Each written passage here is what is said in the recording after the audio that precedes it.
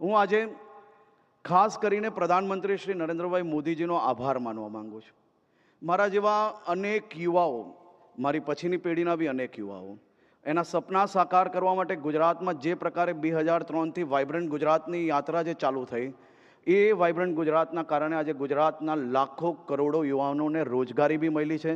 અનેક લોકોના વેપારના સપના બી સાકાર થયા છે.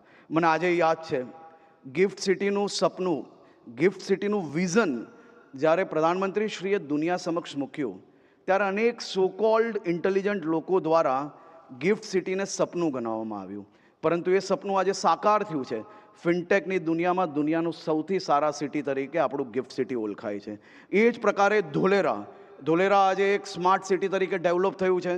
ત્યાં સેમિકન્ડક્ટર ફેબની વાત હોય કે અનેક નવી ઇન્ડસ્ટ્રીઝ આજે રૂપ લઈ રહી છે.